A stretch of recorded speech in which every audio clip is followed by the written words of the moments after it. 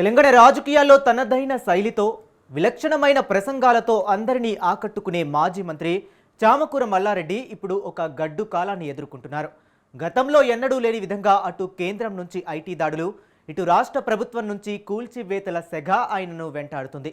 ఇంతకీ మల్లారెడ్డి తన వ్యాపారాలను కాపాడుకోవటానికి బీఆర్ఎస్కు గుడ్ బై చెప్పబోతున్నారా? తన కుటుంబాన్ని రాజకీయంగా సురక్షిత తీరానికి చేర్చడానికి ఆయన వేస్తున్న వ్యూహాలు కేసీఆర్కు ఆగ్రహం తెప్పిస్తున్నాయా? Let's watch the story.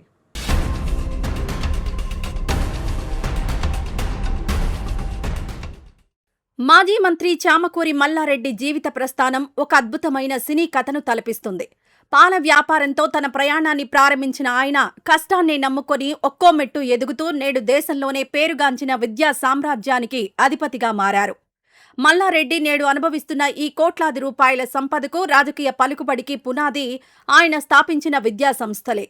Engineering, medical, pharmacy ఇలా అన్ని రంగాల్లోనూ ఆయన తన బ్రాండ్ను సృష్టించారు. కేవలం వ్యాపారవేత్తగా ఉంటే తన సామ్రాజ్యానికి రక్షణ ఉండదని భావించిన మల్లారెడ్డి వ్యూహాత్మకంగా రాజకీయాల్లోకి ప్రవేశించారు. ఆయన ఎదుగుదలలో మంచితనం ఎంత ఉందో ఆయన ఆర్థిక బలం కూడా అంతే కీలక పాత్ర పోషించిందని రాజకీయ విశ్లేషకులు చెబుతుంటారు.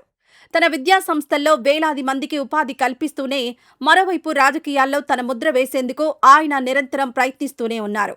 అధికారంలో ఉన్న వారితో సఖ్యతగా ఉండడం, తన వ్యాపారాలకు ఎటువంటి ఇబ్బంది రాకుండా చూసుకోవడం ఆయన అనుసరిస్తున్న ప్రధాన సూత్రం.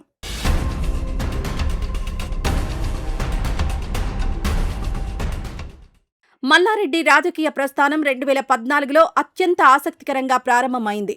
నాడు ఉమ్మడి ఆంధ్రప్రదేశ్ విభజన సమయంలో తెలుగుదేశం పార్టీ తరపున మల్కాజ్గిరి పార్లమెంట్ నియోజకవర్గం నుంచి పోటీ చేసి తొలి ప్రయత్నంలోనే ఎంపీగా విజయం సాధించారు. అయితే మారుతున్న పరిస్థితులకు అనుగుణంగా ఆయన వెంటనే అప్పటి టీఆర్ఎస్, నేటి బీఆర్ఎస్ గూటికి చేరారు. కేసీఆర్ నాయకత్వంపై నమ్మకంతో గులాబీ కండువా కప్పుకున్న ఆయనకు పార్టీలో అత్యంత ప్రాధాన్యత దక్కింది. 2018 శాసనసభ ఎన్నికల్లో మేడ్చల్ నియోజకవర్గం నుంచి భారీ మెజారిటీతో గెలిచిన మల్లారెడ్డిని కేసీఆర్ తన మంత్రివర్గంలోకి తీసుకున్నారు.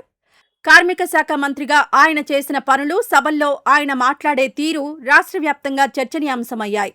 మనీ పవర్తో పాటు జనాకర్షణ కలిగిన నాయకుడిగా ఆయన ఎదిగారు. తన అల్లుడు మర్రి రాజశేఖర రెడ్డిని కూడా రాజకీయాల్లోకి తీసుకొచ్చి మల్కాజ్గిరి నుంచి ఎమ్మెల్యేగా గెలిపించుకోవడంలో మల్లారెడ్డి సక్సెస్ అయ్యారు. ఒకే కుటుంబం నుంచి 2 ఎమ్మెల్యేలుండడం ఆయన రాజకీయ పట్టుకు నిదర్శనం.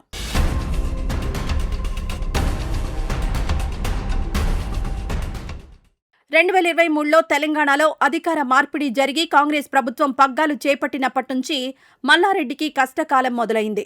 గతంలో ఎన్నడూ లేని విధంగా ఆయన విద్యా సంస్థలు అధికారుల రాడార్లోకొచ్చాయి. ఆయన కాలేజీలు ఆక్రమిత స్థలాల్లో ఎఫ్టీఎల్ పరిధిలో నిర్మించారనే ఆరోపణలతో ప్రభుత్వం కఠిన చర్యలు చేపట్టింది.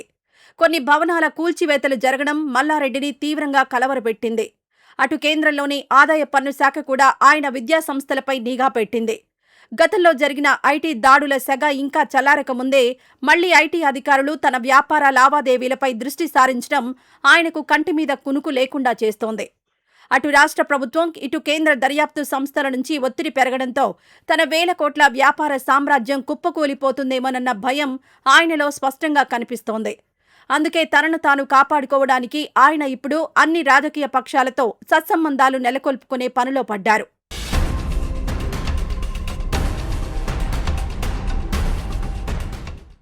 రాజకీయాల్లో శాశ్వత శత్రువులు, మిత్రులు ఉండరనే దానికి మల్లారెడ్డి తాజా అడుగులు నిదర్శనం. ఇటీవల ఆయన తన కుటుంబ సభ్యులతో కలిసి ఢిల్లీ వెళ్లి ప్రధానమంత్రి నరేంద్ర మోదీని కలవడం తెలంగాణ రాజకీయాల్లో పెను సంచలనం సృష్టించింది. ఒకవైపు బీఆర్ఎస్ ఎమ్మెల్యేగా ఉంటూనే బీజేపీ అగ్రనేతను కలవడం వెనుక పెద్ద వ్యూహమే ఉందని రాజకీయ విశ్లేషకులు భావిస్తున్నారు. తన విద్యా సంస్థలకు కేంద్రం నుంచి ఎటువంటి ఇబ్బందులు రాకుండా ఉండడానికే ఈ భేటీ జరిగిందన్న చర్చ జరుగుతోంది.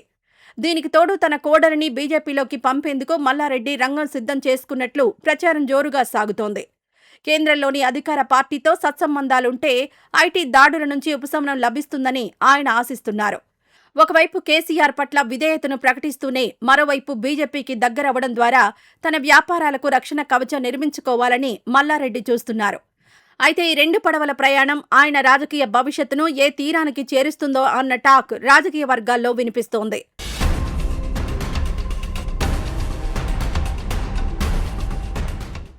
మల్లారెడ్డి వ్యవహార శైలిపై బీఆర్ఎస్ అధినేత కేసీఆర్ తీవ్ర అసంతృప్తితో ఉన్నట్లు తెలుస్తోంది. ఇటీవల జరిగిన పార్టీ అంతర్గత సమావేశంలో కేసీఆర్ నేరుగా పేరు ప్రస్తావించకుండానే పార్టీ కష్టకాలంలో ఉన్నప్పుడు పక్కచూపులు చూస్తున్న నాయకులపై నిప్పులు చెరిగారు. తనను తన కుటుంబాన్ని నమ్ముకొని రాజకీయంగా ఎదిగి ఇప్పుడు వ్యాపారాల కోసం వేరే పార్టీల పంచన చేరాలని చూసే వారిని ఉపేక్షించేది లేదని హెచ్చరించారు. కేసీఆర్ చేసిన ఈ వ్యాఖ్యలు నేరుగా మల్లారెడ్డినే ఉద్దేశించి చేసినవని రాజకీయ వర్గాల్లో చర్చ జరుగుతోంది. దీంతో ఒక్కసారిగా అప్రమత్తమైన మల్లారెడ్డి తాను పార్టీని వీడడం లేదని, కేసీఆర్ అంటే తనకు ప్రాణమని మీడియా ముందు క్లారిటీ ఇవ్వాల్సి వచ్చింది. తాను కేవలం మర్యాదపూర్వకంగానే ప్రధానిని కలిశానని చెప్పుకొచ్చారు. అయితే క్షేత్రస్థాయిలో పరిస్థితులు గమనిస్తే మల్లారెడ్డి తన వ్యాపార ప్రయోజనాల కోసం ఏ క్షణమైనా కీలక నిర్ణయం తీసుకునే అవకాశం ఉందని తెలుస్తోంది. అటు అల్లుడు ఇటు మల్లారెడ్డి ఇద్దరూ ఎమ్మెల్యేలుగా ఉన్నందున వారిని దూరం చేసుకోవడం బీఆర్ఎస్కు కూడా ఇబ్బందే. మరి మల్లారెడ్డి విధేయత కేసీఆర్ వైపా లేక బీజేపీ వైపా అన్నది తేలాల్సి ఉంది.